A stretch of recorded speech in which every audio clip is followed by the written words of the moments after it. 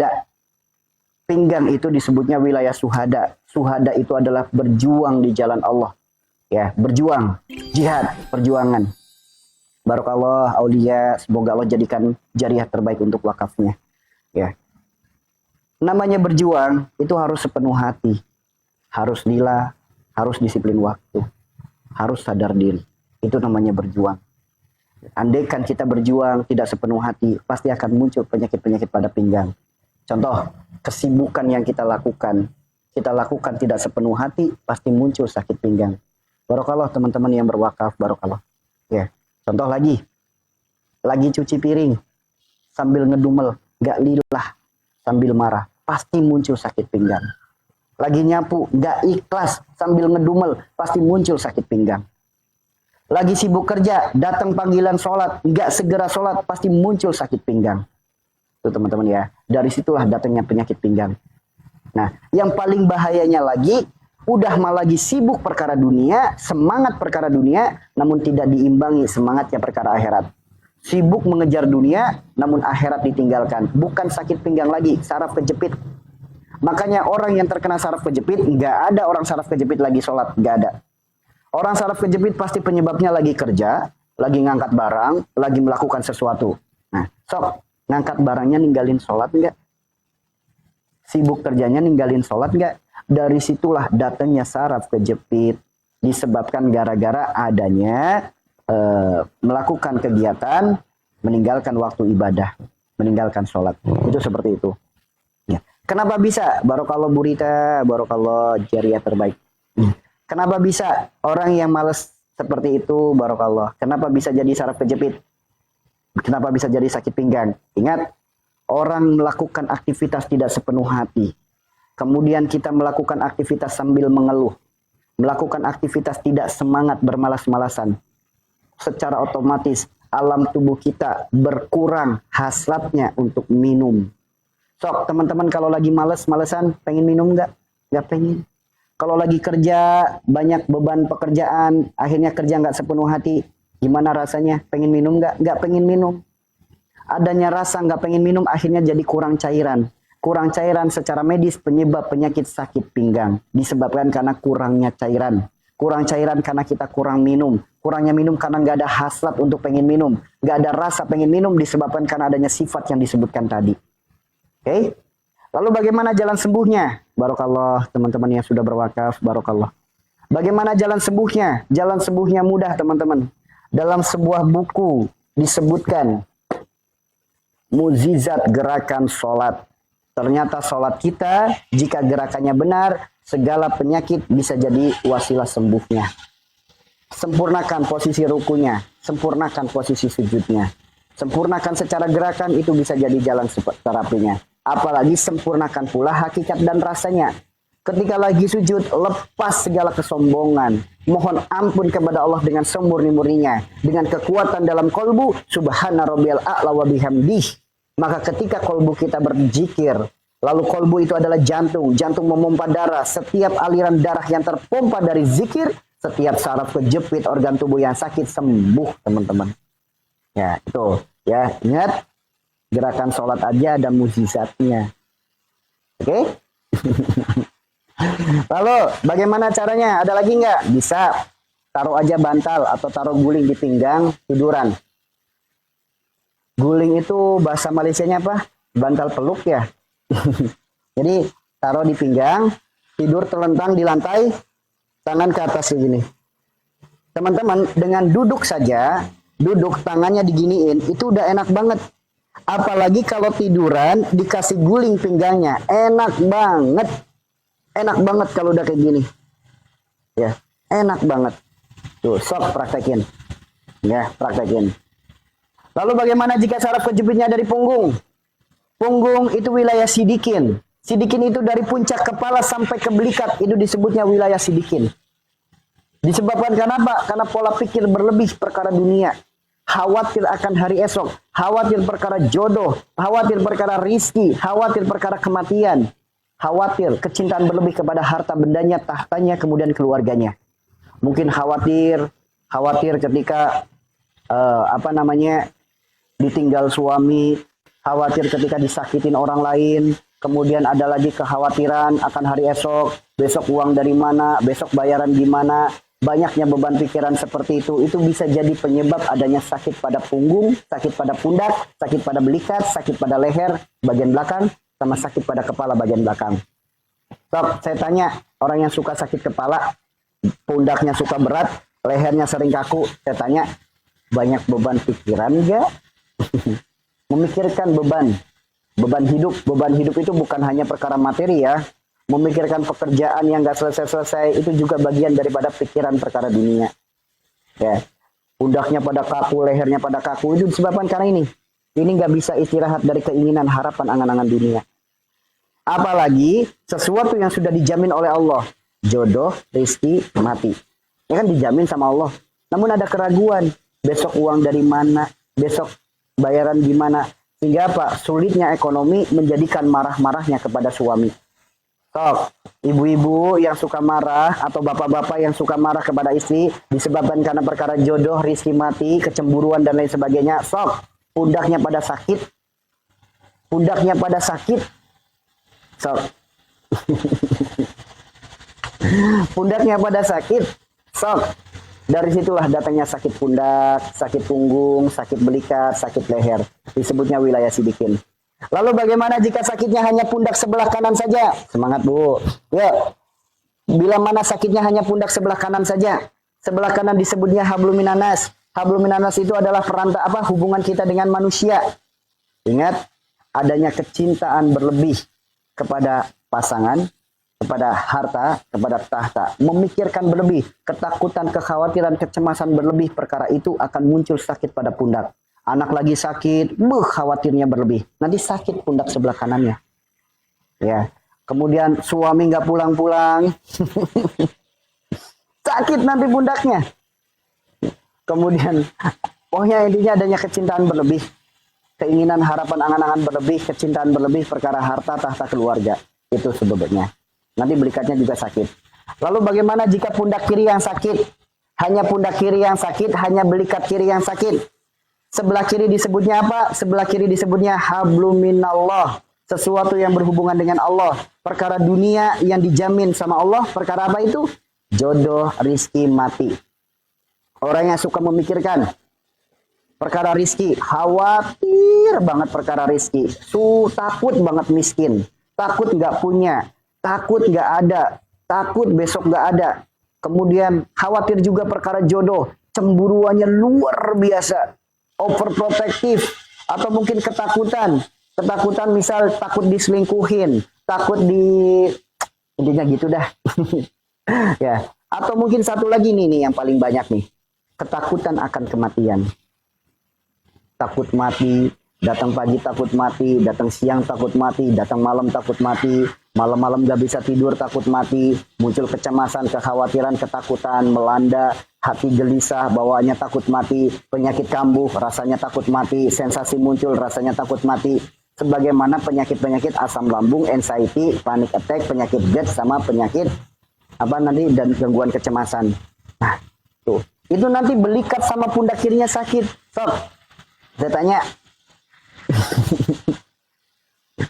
Tangan yang pundak kirinya sakit, belikat kirinya sakit, Anda punya penyakit anxiety enggak?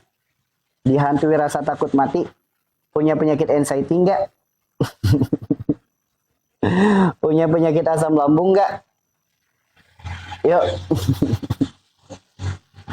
Tuh ya teman-teman ya. Orang-orang anxiety, belikatnya sakit, pundaknya sakit sebelah kiri. Itu seperti itu.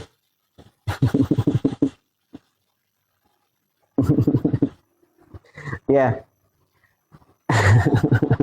Bagaimana jalan sembuhnya? Ya udah, penyebabnya jangan memikirkan hari itu lagi. Kemudian lakukan terapi. Terapinya apa? Berbekam atau terapinya dengan terapi angin. Seperti itu ya. Jadi intinya semua penyakit kita itu disebabkan karena sifat perilaku perbuatan kita, bukan gara-gara kebetulan, bukan gara-gara makanan, enggak ada. Kalau ibu hamil, sedang kepayahan, mual-mual, lemas, disertai asam lambung, apa ada caranya untuk mengurangi mual? Ada caranya. Satu, Jangan khawatir berlebih tentang kandungannya. Jangan khawatir berlebih akan masa depannya. Kemudian biasanya orang yang memiliki seperti itu ketika hamilnya muncul rasa sebel ke suami. Orang yang ketika hamil muncul kepayahan, mual-mual dan lain sebagainya, biasanya hamilnya itu baby blues, sebel sama suami. Melihat suami bawanya sebel, mencium bau suami bawanya sebel, lihat baju suami bawanya sebel, ada cara untuk sebel. Biasanya seperti itu. Caranya gimana? Minta maaf sama suami. Minta maaf sama suami. Kemudian boleh jadi sebelnya ke orang tua atau mertua, minta maaf segera. Lalu bisa diikhtiarkan. Ingat, untuk menghilangkan itu sifat, sikap, perilaku, perbuatan kita caranya. Obatnya nggak ada. Karena memang sudah sunatullahnya orang hamil itu seperti itu. Tugas kita adalah bisa menerimanya dengan sabar atau tidak. Kenapa kok surga berada di bawah telapak kaki ibu? Ya karena perjuangan seorang ibu itu nggak mudah. Ya. Ya, itu seperti itu teman-teman.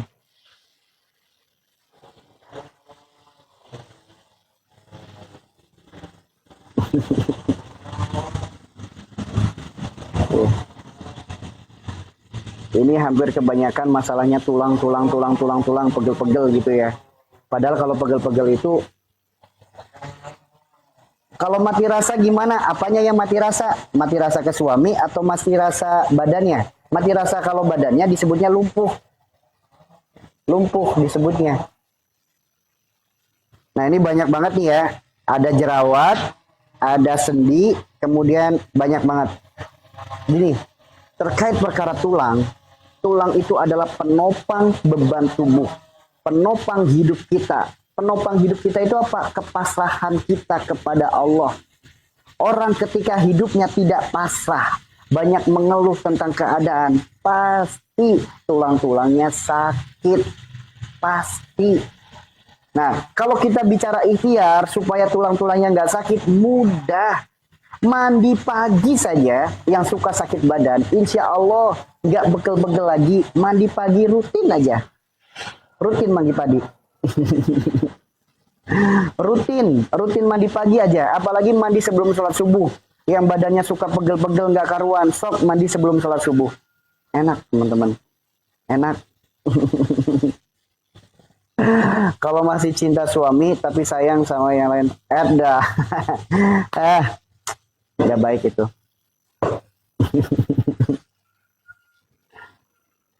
Kalau mudah sekali buang angin, maaf itu normal enggak? Enggak normal. Itu was-was. Itu kecemasan. Ya, ini hampir kompleks ya penyakitnya ya. Yang dipertanyakan hampir kompleks penyakitnya. Mati rasa pada suami karena suami udah sakit lama. Astagfirullah. Ada uang bapak abah, ada uang abangku sayang, abang sakit, abang aku tendang. Jangan gitu ah, masa jadi istri kayak gitu. Suaminya sehat sayang, suaminya sakit kurang rasa sayangnya. Jangan kayak gitu ah, jangan kayak gitu. Jangan kayak gitu. Masa abang sehat, abangku sayang, abang sakit, abangku tendang. Masa kayak gitu? Jangan atuh ah. Jangan. Kasihan. Di saat lagi banyak duit aja, cinta dan kasih sayangnya luar biasa. Di saat lagi sakit, sosial media jadi pelampiasan. Dah. Jangan atuh, jangan kayak gitu. Ya baik kayak gitu mah.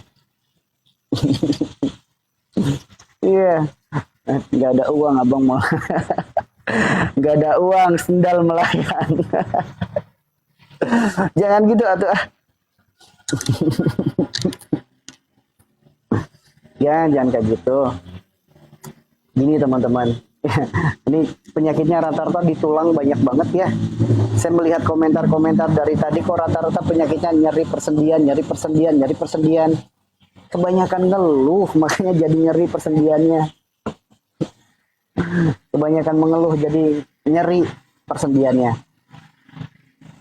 Bagaimana cara menghindar apa nih? Menghindari rasa seperti itu, tambahin garamnya. Ingat, tambahin garam. Adanya hambar dalam rumah tangga itu karena kurang garam. Ya, adanya hambar dalam rumah tangga itu karena kurangnya garam. Garam itu apa? Garam itu adalah sumbernya rasa. Karena Anda kurang garam, kurang rasanya, makanya jadi hambar rasanya. Makanya tambahin garamnya. Garamnya itu apa? Bumbunya rumah tangga. Bumbunya rumah tangga itu dengan kita tingkatkan perhatian, tambah cinta dan kasih sayang, tambah kepedulian. Itu bumbunya. Kalau garamnya dikurangin, hambar.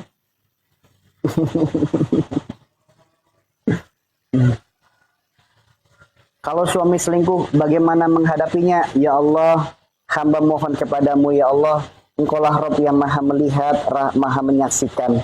Hamba mohon bantulah hamba untuk melewatinya, kuatkanlah kesabaran hamba. Bila mana ia sebagai takdir hamba untuk di surgamu, maka jadikanlah dirinya setia untuk kepada hamba. Namun bila mana engkau takdirkan laki-laki lain sebagai pendamping hamba di surga, maka ikhlaskanlah aku darinya. Udah, sesimpel dan sesederhana itu. Doanya kayak gitu, udah. Dia mau milih yang lain, sok. Biarkan, kita tetap jadi orang yang baik. Nanti ujung-ujungnya apa? Dia akan mengemis-ngemis. Namun kalau dia udah memilih yang lain, kitanya yang ngemis-ngemis, laki-laki dikemis-ngemisin sama perempuan, sombong. Bukan, kalau nggak ada aku, kamu bakalan gitu. Alah kamu, itu gitu teman-teman. Ya, jadi seperti itu. Ini tips rumah tangga ya. Ketika laki-lakinya seperti itu, udah, jadilah pribadi yang baik karena Allah dan untuk Allah. Perkara suami seperti itu, sabodotein. Nanti suami akan ngemis-ngemis pada Anda. Namun ketika suami seperti itu, Anda yang sedih, Anda yang ngemis-ngemis, laki-laki digituin, sombong teman-teman. Merasa apa? Kamu tanpa aku, kamu nggak bisa apa-apa. Makanya nurut sama aku, ngertiin aku. Nanti munculnya kayak gitu. Ya. Usaha agar air mata tidak mudah keluar, bagaimana caranya? Jangan. Keluarnya air mata itu kebaikan. Air mata menangis apa air mata apa nih? Menangis itu bagus.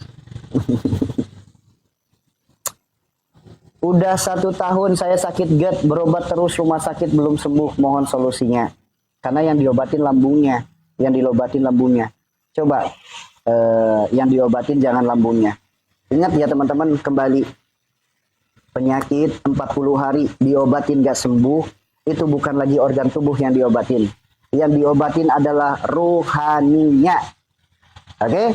Semua penyakit, jika 40 hari diobatin, diikhtiarkan belum sembuh, maka yang diobatin adalah rohaninya, sembuh penyakitnya. Apalagi penyakit GERD. Penyakit GERD itu penyakit wilayah perut, berawal dari asam lambung, jadi penyakit GERD. Semua penyakit yang ada di perut disebutnya wilayah Nabi Yunus. Lihat penjelasannya dalam Al-Quran. Nabi Yunus berada dalam perut ikan. Apa yang menyebabkan Nabi Yunus berada dalam perut ikan? Nabi Yunus putus asa. Apa yang menyebabkan Nabi Yunus putus asa? Nabi Yunus tidak sabar dengan keadaannya, mengeluh, bahkan keluhannya diabadikan dalam Al-Quran. Ya Allah, gantilah kaumku dengan kaum yang lain. Sama Allah dicuekin, karena orang mengeluh di Al-Quran disebutkan. Nabi Yunus mengeluh, sama Allah ditambah kesulitannya. Sehingga Nabi Yunus muncul ketakutan, kekhawatiran, kecemasan. Dengan rasa putus asa, ditinggalkan kaumnya, singkat cerita dimakan oleh ikan. Ketika di dalam perut ikan, di Al-Quran disebutkan, berada dalam alam kegelapan. Namun ketika berada dalam alam kegelapan, Nabi Yunus beristighfar. Apa istighfarnya? La ilaha illa anta, subhanaka inni kuntu minaz zalimin. Saya tanya kepada teman-teman yang memiliki penyakit asam lambung, memiliki penyakit GERD, panic attack, anxiety. Saya tanya, sekarang kondisinya lagi putus asa enggak? Lagi ngalamin putus asa enggak? Putus asa penyakitnya yang enggak sembuh-sembuh. Putus asa dengan keadaan. Berada dalam alam kegelapan enggak? Seakan-akan ikhtiar apapun enggak ada hasil. Hidup seakan-akan enggak pernah menemukan titik kebahagiaan. Masalah terus datang silih berganti. Ujian terus bertubi-tubi. Ngalamin itu enggak? Ngalamin itu enggak? Saya tanya yang lagi ke asam lambung. Saya tanya yang lagi sedang terkena asam lambung. Penyakit GERD, anxiety, panic attack. Ngalamin penyakit itu enggak? Merasakan lagi banyak rasa putus asa dengan keadaan. Kemudian banyak masalah yang dipikirkan, banyak kekhawatiran, banyak ketakutan, banyak kecemasan. Ada nggak rasa itu sekarang? Ya. Ada kan rasa itu? Sehingga apa? Berada dalam alam kegelapan.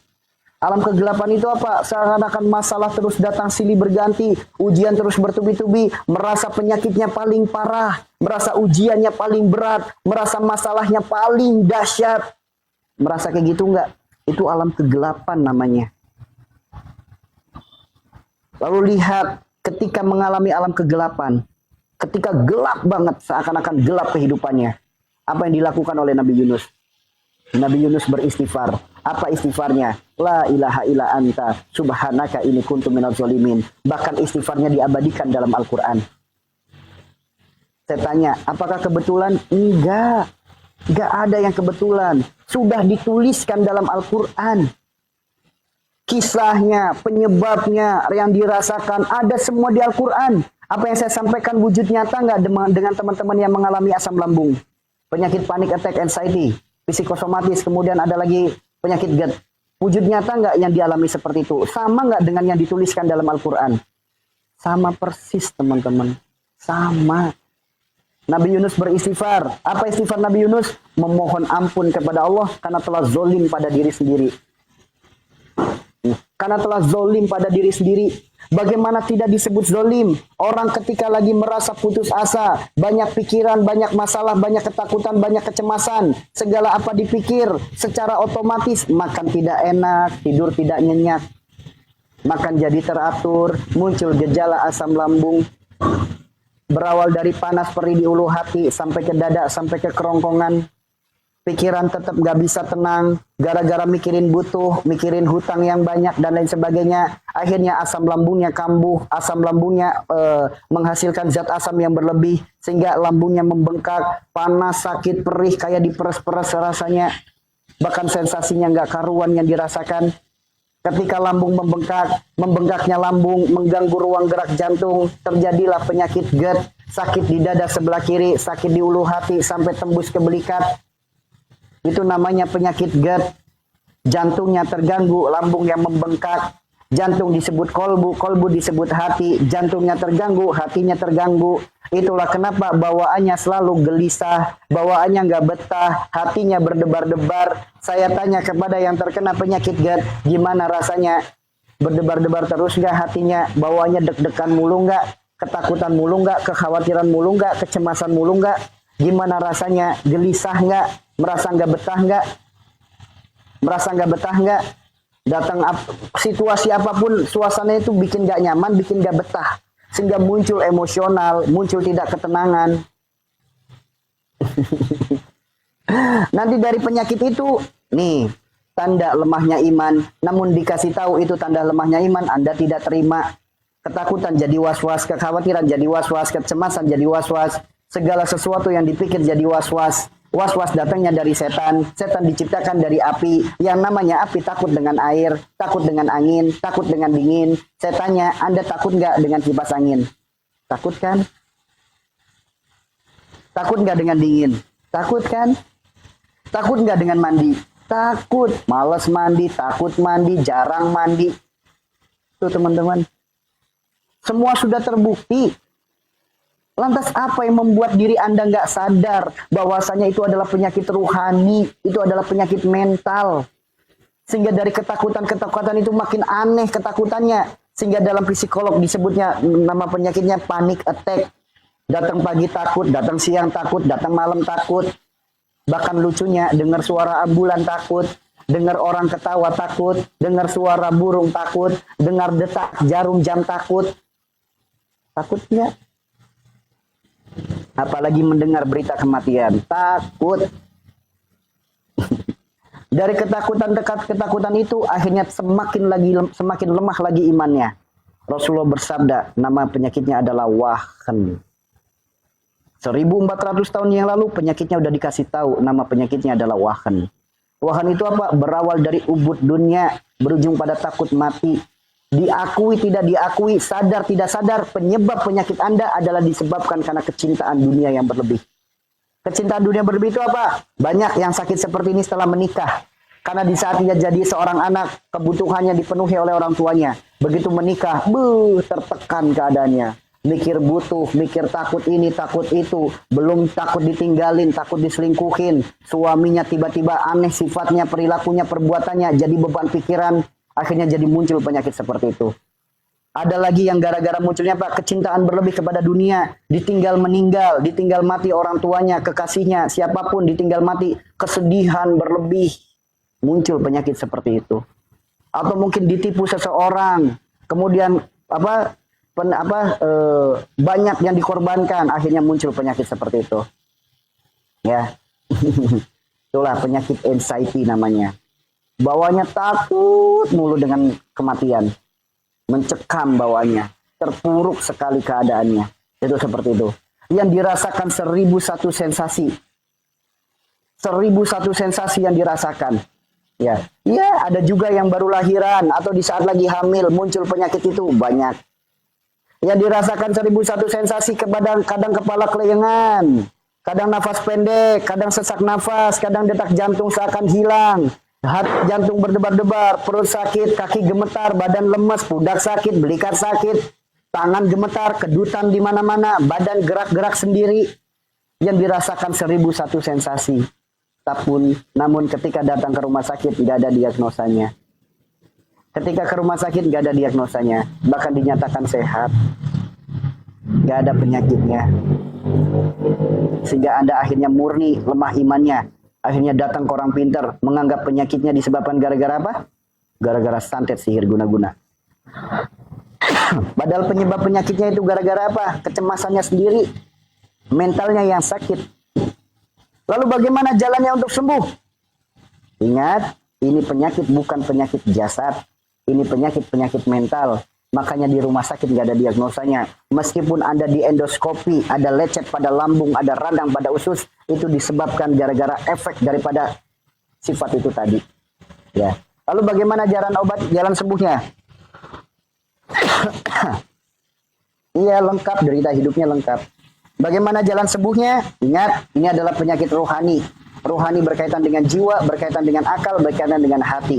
Obatnya hati tidak ada di toko obat. Obatnya hati tidak dijual dimanapun. Obatnya hati tidak ada di bengkel, tidak ada di apotik. Obatnya hati hanya ada dengan satu jalan, yaitu jalan spiritual. Jalan spiritual. Obatnya sembuh hanya dengan jalan ini saja. Gak ada jalan lain. Jalannya sembuh hanya dengan jalan ini saja. Gak ada jalan lain. Karena ini murni bukan penyakit jasad. Ini adalah murni penyakit rohani. Nah, sekarang bukti. Obatnya rohani pasti ditakuti semua. Ingat, ini adalah penyakit rohani berkaitan dengan hati. Berkaitan dengan hati. Obatnya hati. Obat hati itu ada 5 perkara. Kerjakan semuanya, sembuh penyakitnya. Yang pertama, baca Quran dan maknanya. Yuk, sok. Baca Quran dan maknanya. Sok, mendengar kalimat ini Anda takut nggak? Jangankan baca Al-Quran, baru buka saja udah keringet dingin. Lagi baca Al-Quran keringet dingin, ketakutan, kekhawatiran, kecemasan. Al-Quran yang nggak dibaca, Al-Quran cuma ditempelin deket telinga sebagai teman untuk tidur. Ya, tuh. Ditempelin doang di telinga, ditaruh di bantal buat teman tidur. Al-Quran itu dibaca. Nah ini malah aneh. Al-Quran yang gak dibaca malah lebih percaya kertas fotokopian yang ditulisin Arab ditempelin di pintu. Katanya raja tolak bala penyakit. Yang kayak gitu dipercaya. Al-Quran 30 juz gak pernah dibaca. Dah. Ya, nanti diajarkan. Ya, itu seperti itu ya. Yang pertama baca Al-Quran. Yang kedua, sholat malam dirikanlah. Takut gak sholat malam? Semua obatnya pasti Anda takuti. Pasti ditakuti. Mau bangun malam tuh bawanya males, takut, gelisah, nggak karuan. Mau ke kamar mandinya takut. Apalagi mandi di sepertiga malam. Mana berani orang yang sakit kayak gini mandi sepertiga malam. Kenapa setiap obatnya Anda takuti? Kenapa setiap ketaatan Anda takuti? Setiap ketaatan ditakuti. Harusnya berpikir ini penyakit bukan penyakit organ tubuh. Ini penyakit rohani. Imannya yang sakit, ruhaninya yang sakit. Bukan organ tubuhnya terus yang diobatin. Ini rohani, guys. Rohani. Ya, makanya bangun di sepertiga malam. Menangislah yang lirih dalam keheningan malam. Bermunajatlah. Cukup alam semesta jadi saksinya, malaikat yang mengaminkan doa-doanya. Akui kesalahan kita, akui dosa-dosa kita, memohon kepada Allah. Karena Allah turun ke langit bumi di sepertiga malam. Allah memberi 3 kemuliaan. 1, siapa yang meminta ampunan Allah ampuni. 2, siapa yang memohon Allah beri. 3, siapa yang meminta Allah kabulkan. Sok teman-teman. Sok. Itu obatnya. Makanya hayu, mulai sekarang belajar, dilatih, tingkatkan kualitas ibadahnya, sholatnya mulai diperbaiki. Sok, jujur saya tanya, yang memiliki penyakit seperti ini takut nggak ketika sholat? Takut ada yang hitam-hitam, seakan-akan ada orang lihat, seakan-akan ada orang di sebelah, seakan-akan ada benda di atas, seakan-akan ada makhluk yang siap menyergap dari atas. Dulu waktu lagi sakit seperti ini, teman-teman yang lagi sakit, yang udah sembuh mah udah aman, yang udah sembuh mah udah aman. Yang masih sakit seperti ini, takut kan dengan sholat malam? Yang udah sembuh udah aman, yang udah sembuh. Yang belum sembuh itu masih pada takut. Apalagi suruh mandi sepertiga malam, takut.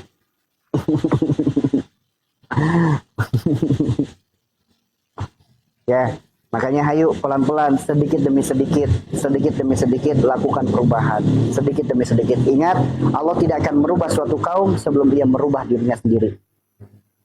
Ya, sebelum Ia merubah dirinya sendiri. Bangun di sepertiga malam, mandi, sok mandi atuh. Mandi sepertiga malam buat mandi itu luar biasa manfaatnya. Ya, sepertiga malam buat mandi itu luar biasa manfaatnya. Baik secara medis, baik secara spiritual, baik ajaran nenek moyang dan lain sebagainya. Manfaatnya luar biasa. Baik kebiasaan orang soleh, kebiasaan orang baik, itu manfaatnya luar biasa mandi di sepertiga malam itu. Makanya mandi. Saya sudah 3 malam mandi subuh, alhamdulillah. Alhamdulillah. Jadi lakukan perubahan, mandi sok atuh. Mandi, jangan takut air, mandi. Mandinya pakai air dingin. Kalau awal-awal pakai air hangat nggak apa-apa. Namun jangan biasakan air hangat, kaku badan. Pakai air dingin biar segar badannya. Mandi. Setelah mandi, pakai pakaian yang bersih, yang baru ngambil dari lemari. Jangan pakai pakaian daster bolong bekas tidur. Jangan dicoba, diniatin. Ya, jangan coba-coba. Ketaatan itu jangan coba-coba. Ketaatan itu diniatin. Ya, sok mandi pagi. Ya, mandi pagi. Nah, mandi pagi, lalu setelah mandi pakai pakaian yang bersih. Jangan baju yang tadi buat tidur dipakai sholat. Ya meskipun boleh silakan. Namun ayo latih, kita sedang belajar yang terbaik. Makanya usahakan pakaiannya pun yang terbaik. Ketika kondangan aja pakaian mewah dipakai. Giliran menghadap kepada Allah, daster bolong dipakai. Dah. Ayo tingkatkan kualitasnya, tingkatkan. Ketika mau kondangan aja semerbak sejagat raya aromanya. Giliran mau menghadap kepada Allah, bau jigong, bau iler segala macam. Ayo mulai diperbaiki dari hal-hal yang kecil. Perbaiki, mandi, pakai pakaian yang bersih. Habis itu pakai wewangian yang khusus untuk ibadah. Bukan wewangian untuk jalan-jalan. Wewangian untuk jalan-jalan tidak membantu kekhusyuan ibadah. Tidak membantu menenangkan. Ibarat kata itu nggak pas dengan suasananya.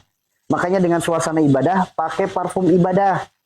Bagi yang laki-laki, pakai parfum ibadah laki-laki. Bagi yang perempuan, pakai parfum ibadah perempuan. Kan udah dicontohkan. Dari mulai kasturi dan lain sebagainya. Kalau perempuan ada namanya Zulaiha. Zulaiha itu aroma-aroma yang manis, aroma yang lembut, aroma yang kalem.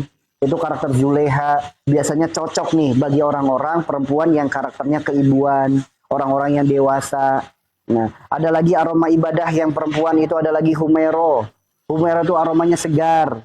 Biasanya cocok bagi perempuan yang suka manja, perempuan-perempuan yang energik, bawaannya periang. Itu cocok yang Humero. Orang-orang yang suka manja ke suami, sebagaimana Siti Aisyah. Tuh, aromanya seperti aroma pagi, aroma embun, aroma sejuk, aroma dedaunan. Pakai yang seperti itu. Kemudian Bisa juga pakai ashifa. Ashifa itu aroma-aroma mewah, aroma mewah yang menambah seakan-akan diri kita itu apa ya? Orang-orang yang tenang, kalem, ules gitu loh. Pakai aroma yang kayak gitu buat ibadah, bukan pakai yang aroma jalan-jalan. Karena aroma itu ada ruh, membantu untuk apa namanya? Membantu untuk menambah kekhusyuan dalam ibadah. Ya. Apalagi ada maisaroh. Maisaroh itu aroma bidadari surga. Mau sholat pakai maisaroh. Wanginya membantu menenangkan pikiran, membantu menambah kekhusyuan, membantu meningkatkan kualitas rasa. Itu seperti itu teman-teman. Ya, udah pada punya belum aroma ibadah? Buat jalan-jalan udah pada beli, aroma ibadah udah dibeli belum? Terkadang kayak gitu. Beli baju sampai ratusan bahkan setengah juta lebih. Giliran beli mukena, cari yang diskon, cari yang lagi ada apa namanya obralan. Terkadang kita kayak gitu, menghadap kepada Allah nggak sungguh-sungguh, nggak melakukan yang terbaik. Giliran menghadap makhluk, melakukan yang terbaik. Mau ketemu orang pakai baju glowing, pakai baju glamornya, bajunya yang mahal, bedak ditebelin, bibir dimenorin, wangi sejagat raya. Giliran menghadap kepada Allah, pakai daster bolong, pakai mukena nggak dicuci, pakai bau apek, sejadahnya apek. Kadang kayak gitu.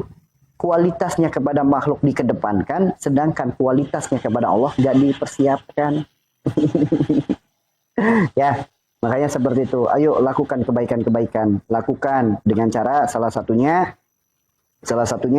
membantu menambah kekhusyuan ibadah itu dengan aroma ibadah, parfum aroma ibadah. Zuleha itu tuh enak banget buat sholat. Apalagi sholat di sepertiga malam pakai zuleha itu enak banget. Kalau laki-laki itu al-mujadid, enak banget kalau dipakai di sepertiga malam. Enak banget, lembut, baunya tuh apa ya? Intinya begitu kita memejamkan mata gitu, itu seakan-akan suasananya langsung hening, enak, tenang gitu. Begitu kita doa, kita sholat, buka mata tuh udah enak pikirannya. Apalagi ketika mau sholat, ngobrol dulu bahasanya. Ya Allah, terima kasih ya Allah. Engkau bangunkan hamba di sepertiga malam. Engkau bangunkan hamba sedikit di antara yang paling sedikit yang kau bangunkan. Bahkan kau masih memberikan hamba kesempatan untuk bersujud, menghadap kepadamu, menjemput kehadiranmu. Hamba mohon ya Allah, izinkan hamba untuk melaksanakan sholat malam. Sholat ini ya Allah sebagai bentuk cinta dan ketaatan hamba kepadamu. Maka hamba mohon ya Allah, terimalah persembahan hamba, terimalah sholat hamba. Usolli sunatan, baru Allah. Enak banget sholatnya. Jadi sholatnya nggak pakai daster bolong, nggak pakai mukena apek. Nah, sehingga Pak membantu kekhusyuan. Rasulullah, Nabi guys, Nabi aja masih pakai parfum. Lah kita, Nabi bukan, orang soleh bukan, orang baik bukan, sholat bau apek. Ya gimana mau khusyuk atuh dah? Gimana mau khusyuk? Enak. Orang kalau hatinya udah nyaman, badannya nyaman, gak ngantuk-ngantukan lagi. Ini mau lagi doa, lagi sholat, ngantuk, lupa rokaat berapa. Coba kalau kitanya sadarannya penuh, pakai rasa, enak banget teman-teman. Kalau yang laki-laki itu ada al-mujadid, ada al-madinah, ada asyifa. Al-mujadid itu aroma yang biasa dipakai oleh para habaib. Aroma-aroma imam-imam besar Masjidil Haram. Kemudian aroma-aroma orang-orang soleh.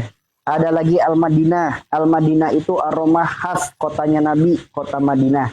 Aroma-aroma Masjid Nabawi. Kemudian ada lagi asyifa. Asyifa itu aroma kesultanan. Jadi seperti di zaman kesultanan, punya aroma ibadah itu enak. Enak-enak banget. Enak-enak banget teman-teman kalau aroma-aroma ibadah. Tuh, ya.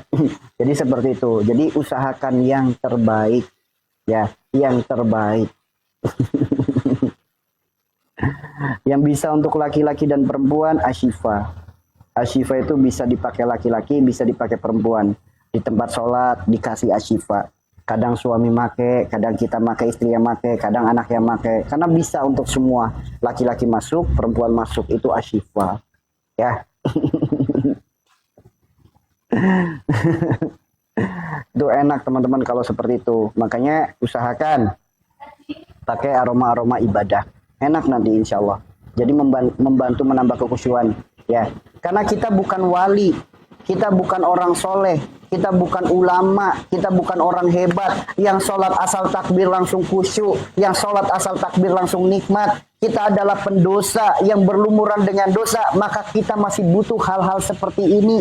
Masih butuh harus mandi dulu, masih butuh pakai pakaian bersih dulu, masih butuh tempat yang bersih dulu, masih butuh kewangian dulu. Karena kita orang biasa.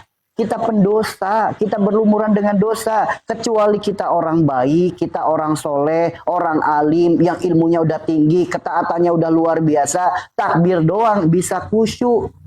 Lah kita pendosa, makanya masih butuh hal-hal kecil yang seperti ini. Mulai dari mandi dulu, mulai dari pakai pakaian yang bersih, pakai wewangian, dibersihkan tempatnya.